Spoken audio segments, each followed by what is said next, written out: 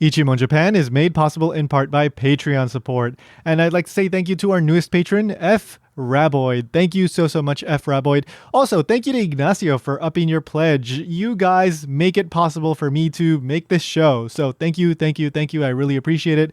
If you want to help out, then please head on over to japankyo.com/Patreon. You can join for as little as $1 a month. And for $3 a month, you get access to a whole other podcast called Japanese Plus Alpha. It's about the Japanese language. And I think I've released 14 episodes so far. So there's quite a bit of content for you to consume over there. Just a note about this episode. It used to be a Patreon exclusive for the $1 a month tier and higher. But I decided to release it to everybody because, to be honest, I've just been super busy with, mainly the newest project that I'm working on. It's called B&B Bad Sisters. I talked about it in the previous episode. You can find more information at bbbadsisters.com. Link in the show notes. It's an NFT manga project. Really exciting stuff. But again, I was super busy, so I didn't get a chance to put together a new episode of Ichimon Japan. I do have several recorded, and we're working on more, but it takes a little bit of time to put together the show notes and to edit the episode and whatnot. So anyway, this episode, I think it's a fun one, but if you have not watched the movie Your Name, because this episode is about the movie Your Name, I would highly recommend that you skip this one and then come back later on. If you have watched the movie Your Name, then hey, enjoy. Yeah. Where they're just like, I've been looking for something all this time, and it's like I've had it inside me, and I can't get away from it, but I'm looking, and I know it's there, and I can't get over it, and I'm looking. That is like literally the script. Yeah.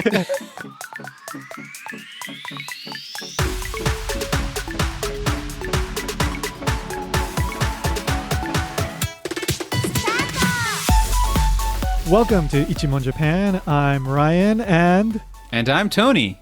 So Ichimon means one question, and every episode we ask one question about Japan. Today's question is, does Your Name live up to the hype?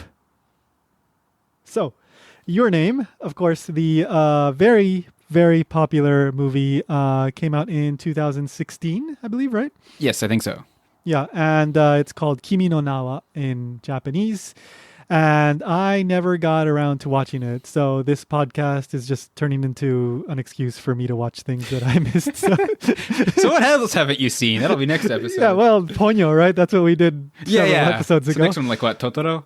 No, I did see that, but I saw it like 20 years late, so... I mean, me too. Yeah. Well, I guess I was too... I don't know, that came out in the 80s, so... Small aside, apparently that's a very impactful movie if you're 5 when you see it. If you're 23 the first time, it's like, okay. Well, okay, so I watched it when I think I was like 25 or 26, and I really liked it. Now, oh, really? Yeah. It definitely would not, I think it would have impacted me in a whole different way had I watched it when I was 5, but I totally appreciate it. I loved it. I thought it was a great movie. So I think you can still love it as an older person, but, you just see it in a different way. Okay. Anyway, all right. So we're talking about Your Name today, and of course, it was super popular. It was a huge deal, and it was on my mind whether it really lives up to what people were saying about this movie and all the hype it got. But just how popular was it? So I wanted to briefly discuss that so we get an idea of. Just how crazy the Your Name fever got back in 2016 and the months after it came out. Ryan, so could you kind of give us an idea of just how successful this movie was? Well, the first thing I should say is it came out in 2016, as you mentioned. Hold on, let me see if I can find... I don't remember what month. I think it was kind of early, though. Can't remember. July 3rd, never mind. Okay. Oh, no, sorry, that was in America. August 26th. When I moved to the town I'm in now, it was April 2017. It was still in theaters. Oh. Wait, April. So hang on. April. Oh, geez. Yeah. Yeah. Wow. I was going to say that sounds off, but no, that's what, like more than 6 months. Right? Yeah. That's like 8 months or 9 months or something. And it didn't immediately go out of theaters. I think it wasn't playing a lot. It would be like maybe one or two showings a day.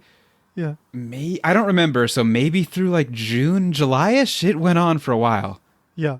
I just remember being really surprised. I think the only other movie that did that was Okuribito did that. It was like in theaters for a full year Oh, when it wow. won Well, whatever. the Oscar. Yeah, whatever it won. Best I remember it foreign being in film, theaters forever probably. too. Yeah. But anyway. The Departed, by the way, that's called, I think in English, The Departed. Oh, really? I think thought so. that's a different movie. Was it the movie? Oh my god. I only know its Japanese name. Yeah. Anyway, it's called Okuribito in Japanese. It's whatever. Yeah, Moving on. Okuribito. Yeah. So it was the second largest gross for a domestic film in Japan, behind only Spirited Away, and the fourth largest ever behind Titanic, Frozen, and Spirited Away. Yeah. The year it came out, it made up 10% of all box office revenue for that year. In Japan, that year was also when Star Wars The Force Awakens came out, and Your Name made over double, which, I mean, it should. Well, not everybody likes that movie. Let's just put it that way. It's also generally very, very highly reviewed. I think Rotten Tomatoes has it with a 97%. Yeah.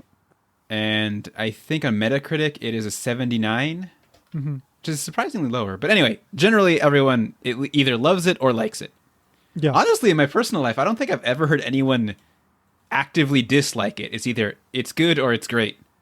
Yeah, I've never really heard some like vitriolic hate. 10 reasons why it's the worst movie ever. Yeah. That's next podcast. And I think if you watch the news during that time, you would, of course, see news reports about, Kimi no Na and just like in the US, when a movie becomes really big, you might see like people, I watched it 10 times or something, right? Yeah. You would see that kind of like news reports going on, and just a lot of buzz about the movie and just how popular it's been and how many times people have seen it, blah, blah, blah. I guess I'll also point out, like, Japan is not as interested in movies as the West is, I think. So Yeah. this being a there's big less, hit like that's even more surprising. Yeah, there's less of a movie-going culture. It's Like- not like a thing that the average person does every week, whereas in the US, that's not so rare. So, like, I'm a high school teacher here, and I still have students who don't know who the Avengers are. Oh, well. Like, not a small number, maybe like 20%. Yeah. I mean, and I'm surprised. The whole Marvel stuff has gotten fairly big over there, but nothing compared. They to are like how it is popular, here. but Yeah. much, much less popular than in the West, is what I mean. Definitely, yeah. So even abroad, of course, it became very popular. During the time. And it was just on YouTube and wherever people were talking about it. But like I I said, have some stats never... for abroad if you care. It was the Oh. highest grossing Japanese film in Thailand with 44.1 million baht, which apparently is $1.23 million. Okay. It was the highest grossed in Australia too, and in New Zealand, and South Korea. I'm just kind of going through a list. Yeah. Pretty much, I think anywhere it came out, it's going to be the most successful Japanese movie. Yeah, and it was nominated for an Oscar, I believe. Best animated film? Okay, so we just looked it up, and no, it did not get an Oscar nomination. So, sorry. All right. So, but yeah, it did get a lot of In critical case you're curious, acclaim. Zootopia was the winner that year, though. In 2016, yes. So Zootopia, Yeah. Shakira. Yay, Shakira. Even though it wasn't nominated. If it had been nominated, it would have lost to Zootopia. Yep. So we now know Zootopia, according to the Academy, is better than Kimi no Na wa.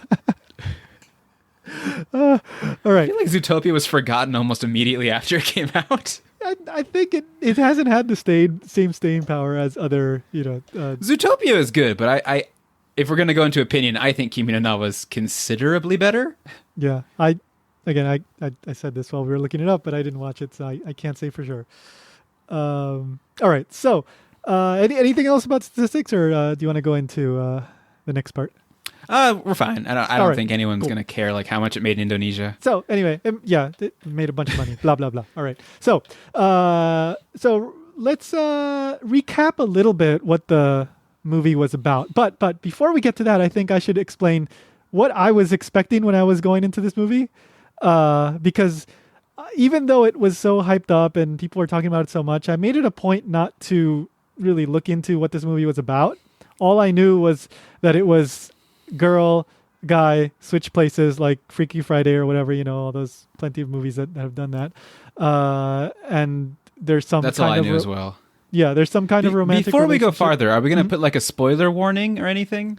Well, we are going to talk about every single aspect of this movie. So if you're still listening, right about now, it's I think a good time Yeah, to. spoiler warning now. Yeah. It's going to get very spoilery. So they yeah, both died at the end. yeah, they both died, And the whole world too. Yeah, the last thing they saw were each other's names on their tombstones. They both saw the tombstones and then fell into the graves. Yeah, it's like, oh well, at least I can die now. So I knew nothing really in detail. I just knew they switch places and some kind of romance happens. So I was expecting something pretty generic and even perhaps forgettable. I was in pretty much the exact same boat. I knew there was a body switch thing, and that's basically it. Yeah, and I am so glad that I knew nothing about it. Me too. I was under the impression, even for like the first 30, 40 minutes, that it was going to be one of those... Okay, so the girl lives in the countryside, the boy lives in the city, and the girl clearly doesn't like the country and wants to move to the city. Yeah. The boy never really complains about the city, but I was expecting it to be the... Like, after experiencing other lives, they come to appreciate what they already have kind of thing, and it does not do that. Right, yeah. And it does lead you to believe that, and then there's the big twist and all that, which I enjoyed. But so yeah, let's get into the general thing. Like you said, the movie opens up with high school boy in the city switching places with country girl in some rural, I believe it's Gifu Prefecture. It's supposed to be like in the Hida region. Yeah. So they're switching places. They don't know why, right? They just wake up in the morning and they're in each other's bodies and they don't know what's going on. And then they have to that happens out, to everyone at puberty, right? Yeah. And then you start touching yourself. Every morning. Yeah. And then somehow you figure out how to get to school. I have no idea how you really do that. You got to cut some things just to make the movie go. Because Mitsuha, the girl, right, in Taki's body, the boy, gets to school, but I never was She's clear like how 4 hours late or something, though. Yeah, but how do you get to the school? I guess she looked in her textbooks or something. I mean, I think the uniform had a logo, so maybe she looked it up on the phone. True. That's true. Yeah, all the Japanese uniforms have logos, right? Though if she did that, I don't know why she was 4 hours late. Well, yeah, because she was just enjoying the city. She was just walking around. So yeah, that's true. Plus, she I mean, first time in Tokyo, so she was still having to figure everything out. Okay, so all right, I can deal with that. All right, so yeah, so they learn to live in each other's bodies, and at first they're like, oh, I can't believe this is going on. They were kind of negative about it, but then they start to warm up to each other and appreciate each other's lives and comprehend like, oh, this is what city life is. Oh, this is what rural life is. If anyone hasn't seen it and is watching the spoilers anyway, we should point out it's not a permanent switch. It's like 1 or 2 days a week they switch. Yeah, it was something like that. Yeah, it's just random times that they switch for a day, and it's not every single day. Yeah. And this goes on for a few weeks, it seems. And then we start to get into the rather, like, I guess, twist territory, right? Yeah. So I suppose the big twist, I mean, we might as well just talk about it, is that there's actually a 3-year gap. It's a time travel story, too. Yeah. So every time the boy, Taki, finds himself in Mitsuha, the girl's body, he's going back 3 years in time, and she's going forward 3 years in time. But they don't realize this. They don't realize this until the kind of, I guess, middle-ish point of the story. And then the movie turns into like a whole different animal, like trying to figure out like why this is, what's going on, and oh wait, Mitsuha has actually been dead this whole time. Yeah, so she actually died 3 years ago. Yeah. So it's a ghost story. Yeah, so it's like Sixth Sense meets like anime love, high school love story with like switching bodies. And yeah.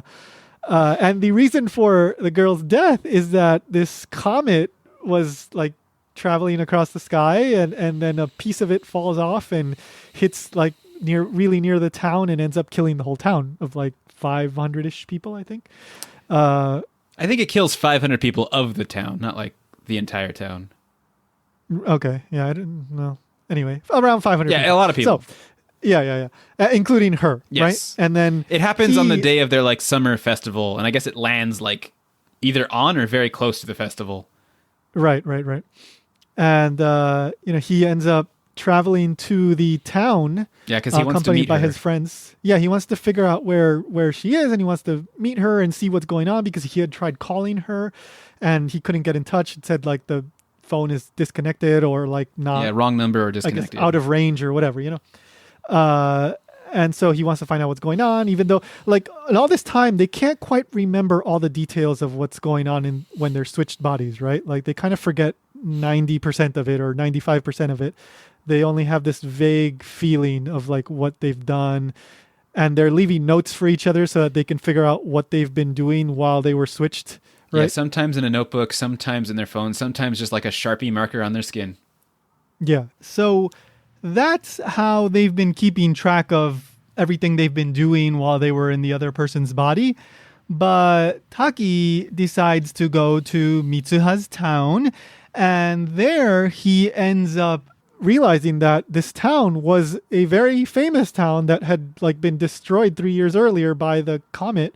And somehow he hadn't realized, like he hadn't remembered this town. Like this is kind of like one of those. As a high school teacher in Japan, that is one of the most realistic things. Okay. Is a high school student being completely unaware of everything happening outside of their life. Very good point. Very, very good point. Yes. All right. I absolutely accept that. Yes, that is a very good explanation. So I think we can use that as one justification for that part.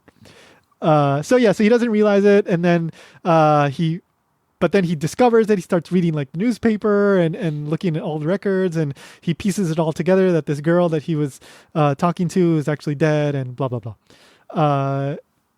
So that eventually leads to him going to, it's like I guess it's the shrine, right? Like, Yeah, it's like a little mountain shrine. yeah.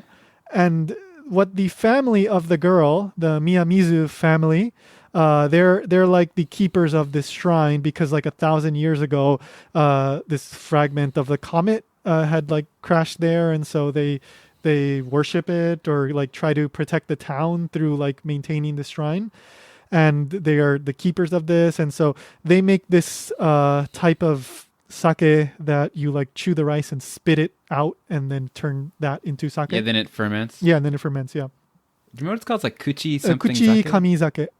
Kuchi kamizake. Yeah, there's a tribe. I mean, this isn't unique to the movie, but like for example, there's a tribe in the Amazon that is famous for doing something like this as well. But anyway, so Taki finds the shrine and decides to like drink the sake because that is a part of Mitsuha, and so he thinks by drinking it maybe he can switch bodies again and help save her, and then he does.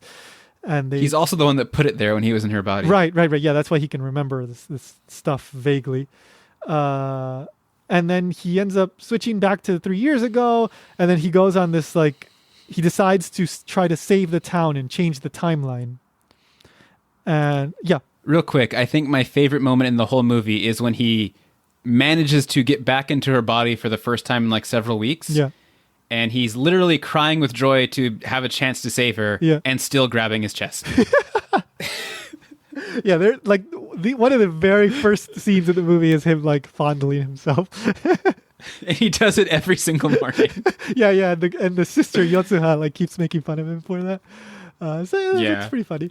So then, he talks to the grandma, and the grandma realizes like, oh, something's going on here. Like, you're switching bodies, right? Like, aren't you? And then, he because apparently this has been going on in the family. Like she's had these weird dreams, quote unquote, of like. Does that mean she saved this town from a disaster like 60 years earlier? So it's really vague. I don't think she saved the town, but either she was having dreams like this, or she was actually switching with some like random Japanese man in the 60s or 70s. I got that she was also having the body swap thing happen, but it looks like it's happening to protect the town like the meteorite deity would want to do. But which just makes me wonder if it happened for her too, was there a reason, or is it just they all do it? So that gets into one of my bigger questions too. But okay, we can come back to it later. Yeah. But I don't know if if it's something that they all have to do to save the town periodically. I don't know. But anyway, we'll get back to it. So Guess it stops now. yeah. So so then he goes out, he gets Taki in Mitsuha's body, decides to go get her friends to try to save the town by faking an explosion. They don't fake it. Oh no, they don't fake it. They actually bomb like the what is it, the electric plant or something, right? Yeah. Yeah. Like, I guess they're faking a terrorist attack by doing a terrorist attack. Yes.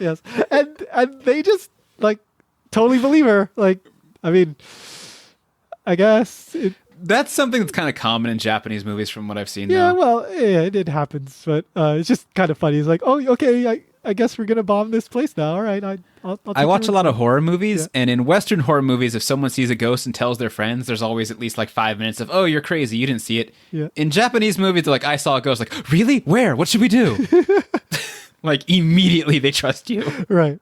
So yeah, they pretty much trusted her right from the get go, and they bomb they set an explosion in the power plant or whatever, the electric thing, and they try to get the town to evacuate to the high school in order to get them far away enough from the impact of the comet Yeah, fragment. the town is like around a big lake Yeah. that was made from a crater, and where the new one is going to impact is like the other side of the lake from the high school. Right. So yeah. So in the meantime, Taki and Mitsuha end up kind of meeting. Like they actually meet for the first time in like the twilight. The magic hour. Yeah, they the call it. magic hour, right?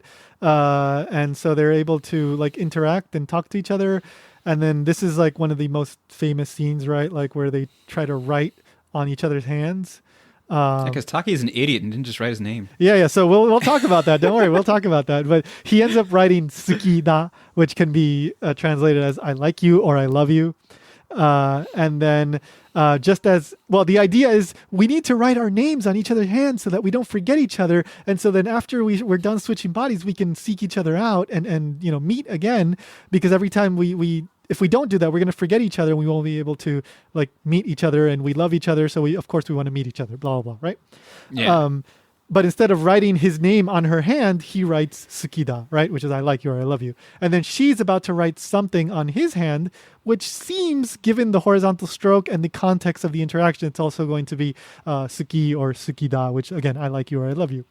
But then she disappears right as she's going to. She writes the first stroke and then boom, disappears. So The first stroke's horizontal? yeah, that's what I was. The first stroke for ski should be vertical. Huh. So I was reading both in English and Japanese that they were theorizing that it was skida because, for example, in the Japanese, and I didn't rewatch it, but Mitsuha's reaction, she says something like, right? Like, yes, after she accepts that he's written skida. She's not surprised by it. Therefore, it makes sense that she wasn't trying to write her name, because if all of a sudden she was expecting to write her name and he all of a sudden writes like "I love you," she would be a little bit taken aback, right? So she was already thinking about potentially just writing skida, or it was something that was perfectly okay with her because she was going to, she was considering it anyway, right? So I didn't read whatever that's from, but Yeah. I think she is surprised when she sees skida. Huh. Okay. Well, maybe it is open to interpretation. That's the whole reason why people talk about it. And I believe, like, if you're writing the kanji for ski, I just remember when I was like learning Japanese, it's literally, it's made of the characters ku no ichi, and the order is ku no ichi. Oh yeah. So But it should be vertical first. But it's hiragana. Oh, did they write hiragana? Yeah. He wrote in hiragana, Okay. and then presumably she was going to write in hiragana as well. I don't think she was going to write it because she seemed surprised. Yeah. So And she even says, like, this is useless. the other possibility is that she was going to write her own name, and you're going to get a horizontal stroke if you write it in kanji, because 3 lines horizontal is meet, right? The number 3. So yeah, it is open to interpretation. Whatever you read's wrong. It's from more people seem to, and perhaps this is wishful thinking, that she was going to write skida or ski as well, right? I mean, Anyway. I think she did like him, but it's just not useful to write that. So we'll get back to that. There is an explanation for that. So anyway, so she disappears, and then now she's in her own body, right, trying to save the town. And there's a whole big thing with like the dad, right, because he's like the mayor. Right? Yeah, he's a mayor. And I think he's currently running for re-election or something. Something like that, yeah. And he's kind of a, like, not nice guy. Like, he comes off as a pretty, like, abrasive. Like, he's barely in the movie, but when he's usually not being friendly towards his family. Yeah, and he's totally, like, isolated himself. He doesn't seem to, like, interact with his daughters in any nice way. They don't even live with him. Yeah, exactly. So anyway, so he tries to get them to come out, but then he's trying to like stop the whole like evacuation. But anyway, it seems like they get pretty much everyone out of the town. Taki ends up going back to Tokyo, and both of them forget each other's names, right? Like it kind of ends in the whole climactic scene of like the beautiful comet at the town saved and blah blah blah. Small thing, like he's clearly a bad mayor because they are faking the reason for their like evacuation call, but there was a real explosion. I feel like until you investigate, you just evacuate to be careful. Yeah. So anyway, it's like the Amityville guy again. So then the movie cuts forward 5-ish years, I believe. 5 for one, 8 for the other. Oh, okay. There you go. For Mitsuha, it's 8. Well, they're 3-year difference still, so whatever it is for Taki plus 3. Yes, that's what you mean. Yes, absolutely. So Taki and Mitsuha are like. So she's actually older than him, right? She's 3 years older than him. Yeah. Okay. Yeah. So then Taki is graduating from university, so he's about 22. He's looking for a job, and Mitsuha has moved to Tokyo. She's been there presumably for at least probably 8 years. I think 7-8 years because she went to school there. She went to university probably there. Yeah, even though the people didn't die in the new timeline, the city was still destroyed. So I think everyone left. Yeah.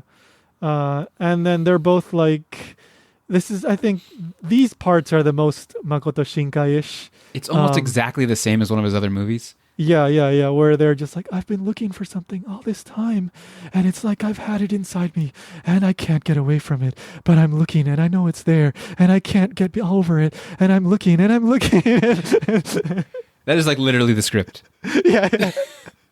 And then, of course, like this is perhaps the next most famous scene, or perhaps the most famous scene. The movie ends with them like seeing each other, and they're walking past each other, and then they stop and they turn around and they go, "Excuse me, what's your name?" Right? Like that would be something. I guess the dub says it something like that, right? But the movie ends with "Kimi no namae wa," right? Like asking each other's name because they can't remember each other's name, but they still have this vague feeling inside them that they had this connection with somebody that was really deep, and they want to reconnect with that person, but they don't know who it is. And so they've been looking, and the second that they see each other, they know this is the person, and they want to find out each other's name. So she answers just "skida" and then walks away. Oh, okay. Revenge for 8 years ago in the vague name. Yeah. We find out she actually married like 3 years earlier, and she's much happier. Yeah. It's like, I don't know who you are, mister. Please go away. I would actually have liked that ending. Like they reunite, but she's like, but it's been 8 years. I found someone else. Yeah. You wanted me to wait for you? I mean, come on. Jeez. You didn't even write your name when I asked you to. Yeah. Jeez. I had the same body thing with this other dude in college, but he actually wrote his name. So now we're married. Yeah, it kept happening. It still happens now, but now I'm married, so I don't really like help them that much. That's how she dates. So that's all of her dating life. Oh boy. All right. So what any interesting things that come to mind? We can talk about some of those things that we said we would talk about later. Do you want to talk about the hand thing? The hand thing? Yeah, so why they wrote skida rather than yeah. Okay. All right. So one thing that I was reading, and actually I saw a YouTube video, but the YouTube video was in English, and then I was reading something in Japanese. But basically, they overlapped in the same thing that when you switch bodies, what remains after they go back is this general vague feeling, emotions, right? Not concrete things. It seems like initially they remember everything, but kind of like waking up in the morning from a dream, it fades away. Right. Yeah. Because she does remember his name and face immediately, but then like 10 minutes later, it's gone. Yeah. So they wanted to convey their feelings to each other because that would remain, right? That would be permanent, rather than like what happened with all their notes that they were writing as they were switching those bodies did earlier in the erase. movies. Those somehow like disappear magically. Well, we I only mean, see the phone erased. Did like the paper notes disappear? presumably yes, but I'm not sure. I don't remember, but presumably I just assumed all those notes were erased. So the thinking, whether it was on purpose or not, is that by writing "skida," I love you or whatever, that will remain. That won't get erased, and therefore she'll be able to remember something. They'll be able to remember something of each other instead of just having that completely erased.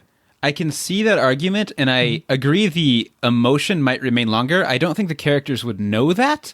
However, just to nitpick, he could have written both. Yeah, absolutely. yeah, he totally. My name could is Taki, Skida. You mean-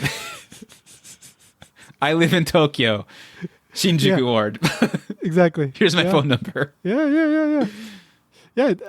Yes, and like even Makoto Shinkai himself, like he's always very dismissive of praise and hype. He always tries to say like, oh no, like don't think too much of this movie, and one of the things that bothers him about this movie is that he wanted to spend more time on it to kind of iron out these little details, these little things that you could pick at to say, oh, the movie isn't consistent. Or I want to point out, there's I'm some nitpicking holes. like for fun. I'm not being Yeah. serious. I think Yeah. it's a good movie. Me too. Yeah, And that I think those choices were done because they make the movie move forward easier than if they had just solved all their problems quickly. absolutely. I agree too. But he seems like a very picky kind of person about his own work, and obviously when you're a creator of that level, you are going to be picky at least to some level. So he's possibly his harshest critic. I that's something that's said commonly about creators, right? You're often your own harshest critic. His parents hate his stuff more. Maybe. Anyway, so yeah, you get that, and then there's the whole thing of why didn't they realize sooner, like there was this 3-year gap? Yeah, so since I work in a high school, literally the date, including year, is written on every blackboard every freaking day. Yes. Yeah. So they just somehow never noticed that. Right. They didn't Yeah. notice that like the TV shows and movies they like didn't exist. Yep. Yeah, like just popular, I don't know, music groups, just because they're on their phones a lot, right? So like the second you The date pops up on your phone too. yeah, exactly, time and date is like right there in your face. So And as a student, how often do you have to date your papers? exactly, yeah. So even if you make the argument that when they return back to their own bodies, they forget that, they still have like a continuity in their memory when they're in They the should other have like an person's body. Iwakon that like stays there forever. Well, there's that, but also when they return back to their bodies, they remember what happened previously, right? Because like Taki, Mitsuha in Taki's body is working at the part-time job at the Yeah, restaurant. trying to get him a date. Yeah, and she's working. She's like progressing, trying to get him a date with his like senior, right? The senpai, the hot older senpai. The hot older senpai. Well, I mean, judging by all the like guys at the restaurant, they're all like going crazy about her, right? So I guess they all thought of her as the hot older senpai. There's not that many younger senpais, are there? Oh well, fine, yes. There's a hot senpai. I mean, they okay? do technically exist, but Yeah. Yes, there was only one senpai as far as I know in that restaurant. there's only one girl in the restaurant too. Yeah. So she's remembering things that she did while in Taki's body. So presumably she would remember that she had realized that she was actually 3 years in the past. I want to really No, in quick the future, change in the my future. like fantasy ending. He meets up with her only to find out that she hooked up with hot older senpai, Oh man. and they're married now without him. Oh, that would be a very progressive movie. She's the one that romanced her. I mean, she could probably do it. Yeah, no, absolutely. I mean, even after the senpai goes on a date with Taki, like she's just like, you like somebody else, don't you? Like you used to like me, but now you don't, right? Like she kind of realizes that Taki's not so into her anymore. Yeah. But yeah, one of the justifications for why they did not realize the difference in the years is that apparently, because it's a whole dream thing, maybe they're just kind of like neboketeru, so they're kind of like in a sleep state, dreamlike state. Or it's kind of like in The Sixth Sense. This Japanese article I was reading uses The Sixth Sense as an example. You see what you want to see, right? So Bruce Willis, spoiler alert for The Sixth Sense if you haven't seen The Sixth Sense. Bruce Willis is a ghost. No way.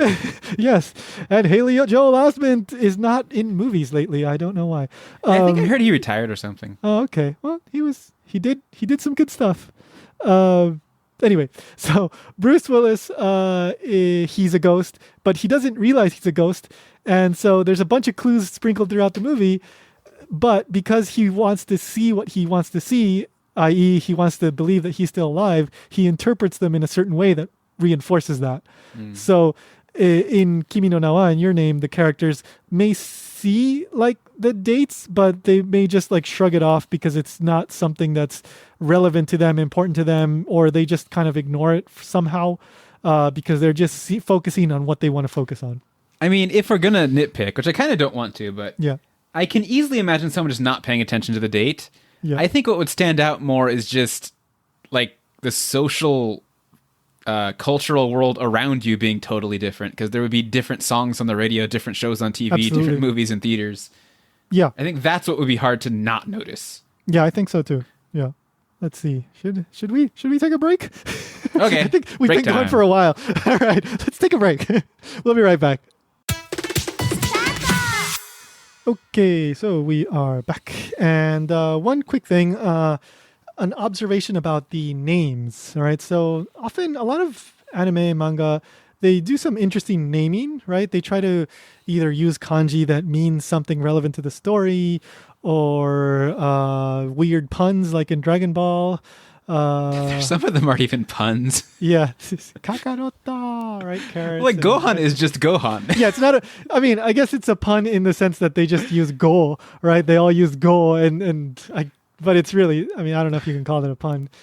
But anyway, yeah. So oftentimes when I watch anime, I think about the names, right? I like to try to figure out if there's some special significance to the names. And so the one that particularly caught my attention was Mitsuha, because Mitsuha's mother is named Futaba. So basically, the and grandma, her sister's Yotsuha, right? The grandmother's named Hitoha. So when you look at the kanji, you see that they're all named 1 leaf, 2 leaf, 3 leaf, 4 leaf. So was the great grandmother like Neha? Yeah, 0 leaf. Then minus Hitoha. Yeah. Minus Ichiha. Ichiha. So you think, oh, there's something going on here, right? Like why would Makoto Shinkai purposely use this like really attention grabbing naming scheme for this family, right? And so one thing is that one of the central themes of the movie is the whole thing of being connected, right? There's the string, like itomori, right? Ito means string, yeah. And everything's connected by strings. You could even maybe in a way like compare it to string theory and parallel universes. I guess you could, maybe that's grasping for straws, but let's definitely do that. But it's all about interconnectedness, people helping each other, and blah blah blah blah blah. So and of course Taki and Mitsuha like exchanging bodies and becoming interconnected in the process, right? So the whole family, this family of women that have this relationship with the shrine of the town, are all connected through their name. Now, but why leaves, right? You would think maybe like they would use string in their name or something, right? Gen like, or something. Yeah, maybe. I don't know. So I tried to look around, and one Japanese blogger wrote in a blog entry looking at some of the real world inspirations for the places that you see in Kimi no Na wa. So a lot of places, for example, the Hida area, is based on an actual real region, Hida, in Gifu Prefecture. And you can actually go and see some of the locations that inspired the locations in the movie. There are actually like tours and tourist spots over there. So she was looking at Nagano Prefecture, which is where Makoto Shinkai is from. And she found a high school that she proposes is the high school that Makoto Shinkai used for the design of Mitsuha's high school. And that high school is named Nagano Ken Suwa Futaba Koto Gakko. Okay, so Futaba, Koto Gakko High School, right? Nagano Prefecture, Suwa Futaba. Futaba, 2 leaves, that's the name of Mitsuha's mom. So she proposes that perhaps Makoto Shinkai used this school as the inspiration for the design of the one in the movie, and then he took the name and then just built off of that. So Mitsuha, the next one, is 3 leaves, and then Yotsuha, the younger sister, is 4 leaves, and then the next one would be 5 leaves and 6 leaves and 7 leaves, etc. So I don't know if that's the case. I hope they make a bunch of sequels like Fast and the Furious, and eventually we're like Hyakuha. Man. It's like 2 leaf, too furious. So yeah, maybe that's it. I don't know. But I think definitely the theme of interconnectedness is playing a part in the whole like carrying on the name sort of thing. So anyway, there is one criticism that I want to make before we get to really answering the question of does it live up to the hype? And this is one that I think bothers me a bit more. Now I still enjoyed the movie, and I'll get into that a little bit more later, but I think the whole movie is focused around this big twist. This whole realizing that actually the twist was there in order to provide an opportunity for Taki to perhaps help save the town. And then, of course, both of them learn about each other in the process. But it's almost like this... I'm going to say the word here, kind of contrived, right? It's like the whole thing is just there just to serve this big moment where you go, oh my God, there was a 3-year gap. And oh my God, they're actually not just learning about each other. They have to save each other. He loves her, so he wants to save the town and everything in the town. And why would the gods or whoever are doing this, like do this? What is the justification for this? Why is this like family of shrine maidens or women, like why do they have this power? Like why? Like to me it seemed a bit just like it's there as a plot device and it's not really like there organically. Do you know what I mean? Yeah, I think so. I have I don't know, I guess my opinion is that I agree, but I think it needs to be there. Mm-hmm. Like, if we're going to get a little ahead of myself, like, I kind of didn't like his earlier movies, so I think putting that in is why this movie was better than them. Right. And if he didn't do that, it might have just been the same as his, I don't know, dull, slow romances where nothing happens. Right. Yeah. And ultimately, like, when I was done watching the movie, I really enjoyed it. I was very pleasantly surprised by the twist. And I was very invested after the twist to find out like what exactly is going on, what's going to happen next. I think it's like a so-so movie until the twist. Yeah. Had it just continued that way, I'd be like, oh, okay, it was all right, but it's nothing I haven't seen before. But this was very unexpected, and like I said, it was like a total refresher at that point in the movie. You go like, whoa, okay, this is something I was not expecting. I want to see where this goes. So I do think that it is a bit contrived in the sense of like, it's just there, like that is the focal point of the movie, and don't think about it too deeply because then you're going to start thinking about, like why would the gods pick this like shrine? Why does you have to do this convoluted thing in order to like save the town? And it kind of falls apart in that respect. But the fact that the movie is still thoroughly enjoyable the whole way through and that you're really interested to see what happens, I think ultimately, like, I thought it was a well-made movie. I'm being silent now. I agree too. I enjoyed the movie. Do we want to talk about his other works and our opinions on them now, or what do you want to... Okay, so would you say that this is the movie that you've enjoyed the most of all of the Makoto Shinkai movies that you've seen? Yes, definitely. I've only seen the 5 centimeters per second, and that was quite a while ago, and I only really remember liking it, but I don't really remember anything really all that specific about it. So I saw 3 movies before this one. The 5 centimeters per second, The Garden of Words, and I guess the English name is Children Who Chase Lost Voices. I definitely think this is better than those. Oh, and I've also seen Tenkinoko, the new one, but that was after this. And since you haven't seen that, I won't say anything about that one. All right. Yeah, I will eventually get around to seeing that. Maybe in 3 years, but... So, for those who care, Children of Lost Voices is the most different one. It really feels like he's trying to mimic a Ghibli movie. It's not a love story. It's about a young girl going to like a magical world and having some kind of crazy adventure like you'd see in Spirited Away or every Ghibli movie ever. Yeah. Though, sadly, not quite as good as the Ghibli movies.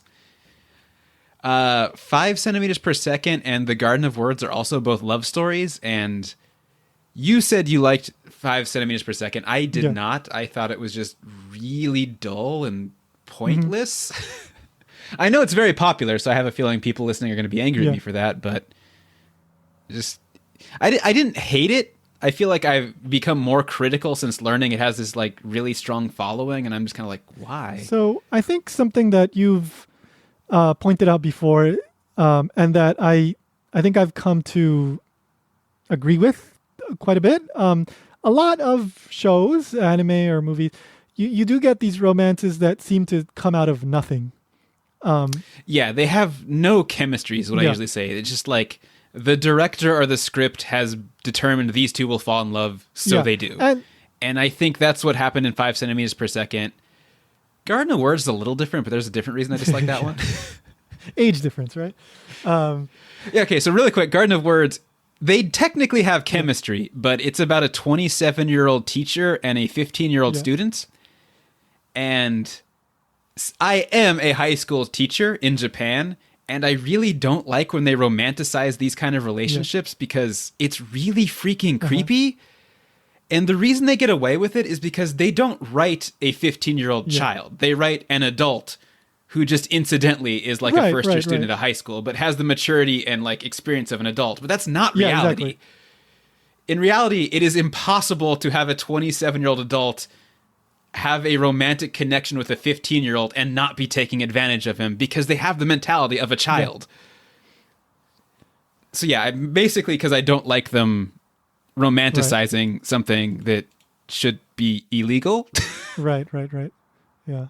So what I do think, and what I was, the reason why I bring that up is that in Kimi no Na wa, like that the connection between Taki and Mitsuha is far more justified than in some of those other works where it just seems to come out of nowhere. Like you can understand. Do you think so? Because I thought it was still very weak. Okay. Or rather, I thought there was good reason for them to be friends, but not to be in love, because they still hadn't actually ever met each other. Okay, I can agree with you there. Yes, so I can totally, I can say that it is far more justified for them to develop an appreciation for each other. Whether that blossoms into full blown love or not, that's a whole different matter, and then that leads into whether that justifies like an 8-year span of like wistfully longing that you think was in your life but you can't remember was there.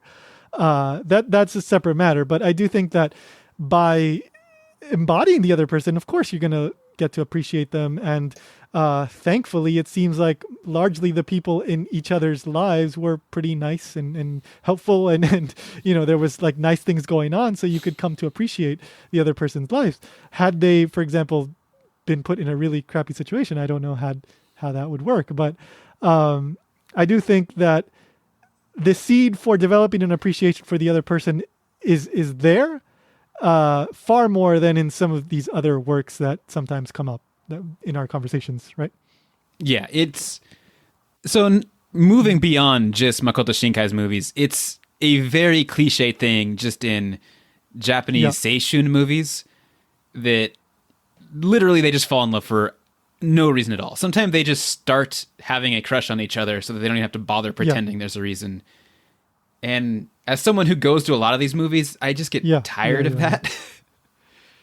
That's why, like, you were saying you thought it was contrived to have the whole, like, time travel save the world thing, but I think it was necessary, because without that, I think it would have been... that's what it would have been. Exactly, yeah. Yeah. I mean, again, I do believe there's a basis for them to be friends, but I don't think that necessarily jumps into being in love. So what do you think happens after the credits? Do you think there's a sequel?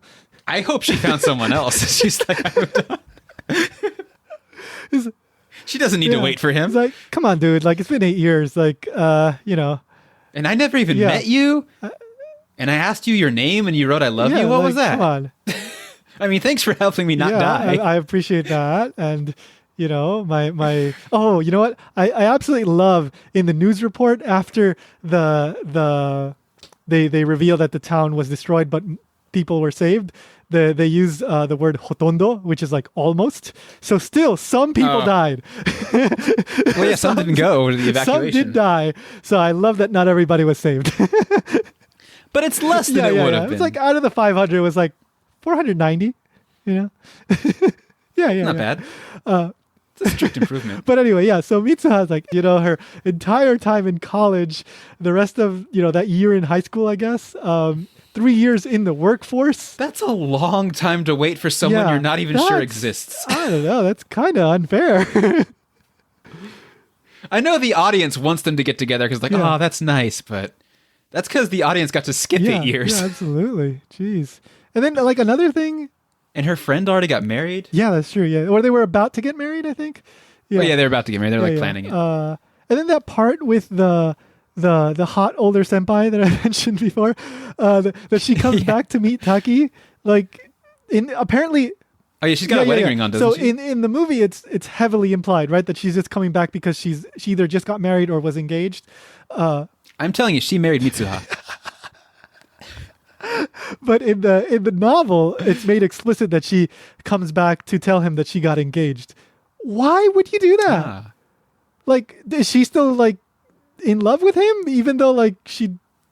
I mean, I think they're still friends. But, like, I mean, like that's kind of a Japanese trope where you like either find out that the person you were with is was engaged. I guess it happens in Western media too, to some extent. But she uses that like very cliche line in Japanese. She says something like "shiawase ni natte ne" or something like that, right? Like Taki mo shiawase ni natte ne. She says something like that. So she says, "Please find happiness, you as well," right? Because what she's saying is that she's either engaged or just got married. Therefore, she found her joy, her happiness, and she's wishing that Taki also finds the happiness of finding that person to marry.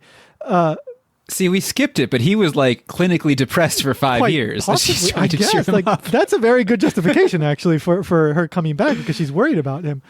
I mean, I imagine they stayed like in touch, but not close over the time. So maybe she actually was worried about him. I guess so. That is.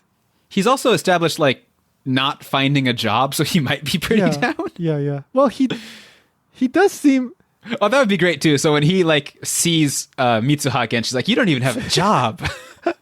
Well, you know, that is a big deal. You know, you don't want to be a Nito, right? But yeah, that's like Taki seems kind of a bummer to be around. Like, you know, it's like, Taki, let's go to a Gokon, like you know, to meet some other girls, like in one of those like matchup parties. He's like, no, I'm all right. I'm waiting for this girl I think I dreamed of once. There's this. I'm sure she's waiting for me too. Yeah, like that just seems like the mood that he's always in. So for 5 years. Yeah. So yeah, you know, it is that ending. Especially when you don't think about this movie too deeply, you go like, yeah, woo, you know, you get all happy. Yeah. But again, when you do start to nitpick, you go like, right? Like there is some stuff that you could kind of say like, but anyway. And I think that the way the movie is structured ultimately did promote people going back to watch it too, right? Because to like see if you can see you see all the little clues and the stuff. different times and you know, seeing all the little moments where you think they connected but you didn't really see it that way the first time. Like it's like Titanic, right? Like, I can see that. Like Titanic or all those like really popular like romantic kind of movies. You want to like relive the feelings and the emotions and cry all over again and all that kind of stuff. So it is a very I guess rewatchable movie in that sense. So of course that would drive up the box office. So yeah. Anything else, or do you want to answer the question, the big question? Do I think it's lives up to the hype?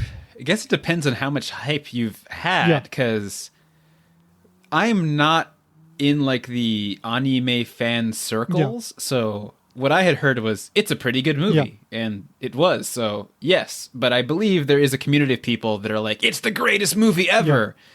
In which case, no, I've seen better. I've seen better seishun high school romance movies. Yeah. Like even in that narrow genre, not a lot, but some. Yeah, I think. But yeah, it is very good. Yeah, me too. I like I said, I enjoyed it. I think perhaps had I known what to expect, I might be saying no. But because I was just totally, I went into it for the most part not knowing anything significant. I think I can say, yeah, I can get why people enjoyed it, why it became the commercial success that it is.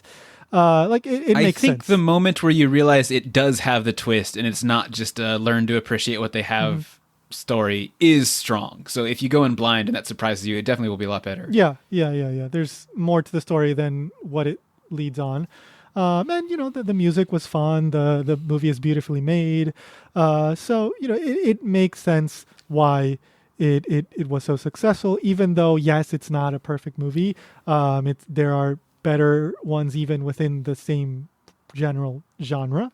But I'm happy that I got to see it in the end, and I think people should check it out. And if you've already if you haven't seen it, I just thought of what I want to complain about. Oh, please. This is like a legitimate complaint. It has 2 pointless music videos like in the movie. Yeah. And I really like. So they got like the band Radwimps, I Yeah. think, and I'm guessing their contract demanded they have something to show off the music. But it's like, I'm guessing, I don't know, that's just my projection, but there really are 2 points where it's just like, and now here's 2 minutes of music with a montage. Yeah. It's like, can we just not do this? So we can't get into that just briefly, but apparently Makoto Shinkai and Radwimps, they worked very closely together like for a year and a half. Yeah, they're in the next movie too. Oh, okay. I didn't realize they. Oh, maybe I have heard. Yeah. Okay. I think it's them in. I think it is. Yeah, because I was seeing a whole bunch of covers of the song from Tenki no Ko popping up in my YouTube, and I think it was a Radwimps song. But anyway, they worked very closely on the from the point where Makoto Shinkai was working on the screenplay and the story, so that they could each write like songs based on the actual story. And so I guess he wanted to really showcase it. So he threw in the montages to really highlight the music and cut it, very closely to the music and sync it up very nicely. So if you really, really love the music, then I guess you love those parts. If you're about the music, then those parts are I don't dislike the music. Yeah. I have a theory that like narrative movies should never have songs with words in them. I do understand that. Yes, I do get that. Yeah. If they're diegetic, it's okay, like Guardians of the Galaxy. Right. Otherwise, avoid it. Yeah. No, I can definitely see that. And yeah, I do get that. I mean, I enjoyed the music, so I was able to let it pass. I think if I didn't like the song, I'd be going like, this is pointless. It's been pretty popular too. We have like talent shows at my school, and I think every year someone has sang that like main theme. Oh, okay. Yeah, it doesn't surprise me. I mean, it's only been like 2 years, so it's not that many. True. Yeah, it doesn't surprise me if like I would see marching bands like doing versions of the song too. It seems like something that would happen. So there you go. And I did look up if your name is tu nombre in Spanish. And oh, is it? I did see one guy calling it tu nombre, so I guess it is. That's great. I don't know why, but that's great. Tu nombre. Yeah. Although he was calling it also Kimi no Nawa. He was also calling it your name, and then he called it tu nombre a couple of times. So, how do you feel about just calling it your name? So I totally accept that I can't come up with some better translation. I have no idea what would be better than that, but I just want them to put a question mark at the end. But I will say that the first time I heard that was the translation, I went like, I don't like that title. But I think it's... Have you heard what Tenki no Ko's English name is? It's like weathering with you, right? Yeah. Yeah. That is, I think, even more awkward than your name. But again, it's one of those things. Like, unfortunately, like you're damned if you do, you're damned if you don't, right? Like you're really, it's something really hard to translate. And I guess they wanted to go for the pun on that, right? So the weathering, like overcoming difficulties, that kind of thing. I think they're using that in Japanese too. So like the posters here in big font would say Tenki no Ko, and then like subtitle small would say Weathering with You. Right. Yeah. So I mean, I've become fine with the title of Your Name, but it does sound awkward to me. Like if you just hear that for the first time, it's kind of like, that sounds funky. Like what does that mean, right? But maybe that's the point, right? Kimi no Nawa also is very intriguing. Like, like what do you mean by that phrase? So I get it. I do remember once I asked someone in English, like, what's your favorite movie? And just immediately went, Your Name. And I was just like, wait, what? Yeah, it is. I think at that point I had not heard the English name, so I only knew it as Kimi no Nawa, so it didn't like connect. Right. Yeah. All right, fine. Speaking of translations, I will say that, what did you think of the dub, Ryan, since you watched it? Oh, yeah.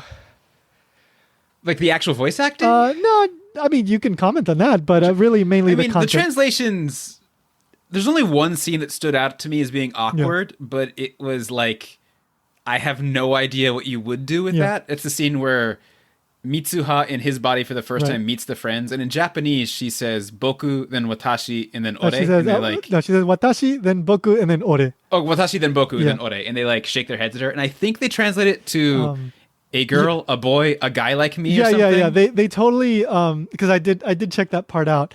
So just really briefly, in Japanese, watashi is kind of a generic first person pronoun that can be used by both men and women.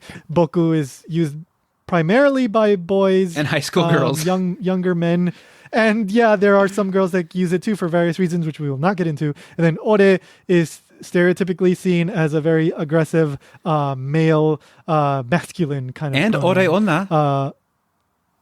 Okay. Have you not heard that phrase? That exists too. Yeah, no, you do hear women that use ore. Again, we're not going to get into that, but just that's why I specifically use the term stereotypically. So normally the first one's general, but among a group of male friends, you would be more likely to use ore. Yeah, exactly. Yeah. So Mitsuha, a girl, but with Taki's mind inside her, uses Taki would normally use ore, okay, the most masculine one. But then he starts talking to the friends and starts with the least quote-unquote masculine one, moves up to the next masculine one, and then finally finds the right one. But in English, they had to not use pronouns and use like some general phrasing of a girl, a guy. I think it was a girl, a boy, a guy, but I'm not positive. Yeah, there you go. Yeah. So that you do lose some of that. It is awkwardly phrased, but it's one of those in their defense, impossible things to deal with. Like that linguistic idea does not exist in English, so I don't know what you would do. Not in that way, yeah. So you're kind of nothing you can do. Yeah, that I do think that you lose a little bit of the nuance because Mitsuha speaks in a dialect. She speaks in the Hida dialect, again of Gifu Prefecture, and it's very noticeable. Like when you understand Japanese, like you notice it right away, and it has. It immediately tells you like, oh, this girl's not from Tokyo, right? Like, and then Taki speaks in generic, Hyojungo, general standard dialect. So it's very noticeable. And when they switch bodies, that becomes a thing. But then in the dub, it's not really, you can't really address that so clearly unless you give them like a southern accent or something like that, which I've seen other dubs do. Yeah, I've seen others do that. But I'm glad they did that. Exactly the same. I've seen them do that where someone just randomly has like a southern or Australian accent for some reason. Yeah. I think it's better just to ignore that. Yu-Gi-Oh! Oh yeah, he's Yu-Gi-Oh! Brooklyn Rage Boy. Yeah. Yeah. The Brooklyn accent. Yeah. His friend, I can't remember his name. Joey. Yeah, that's his name. I played a video game where a girl had an Osakan accent, and they made her sound like some southern tough guy, even though she's a girl. And it like did not work because she's just speaking normal Osakan Japanese, not tough at all. Yeah. Whenever you have that decision, I say just get rid of the accent entirely. Don't try to replace it with something different. Yeah, it's something you have to sacrifice, I think, because I don't know. They don't carry the same nuances. Connotations. Yeah, exactly. So I was fine with that, but it is a shame if you do understand the Japanese. But yeah, otherwise, whatever, it's fine. It's a pretty normal dub. Yeah, nothing struck me as being egregiously mistranslated or anything. Yep.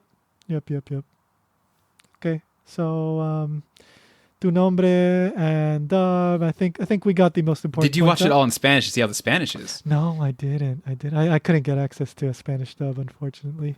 I'm curious how the whole like watashi boku ore scene works out there. Yo. But like maybe a deeper yo. Okay, anyway, I think we're done. Anything else you want to say? Nah, I'm good. All right. See you next time, guys. Bye. See you next time. Bye.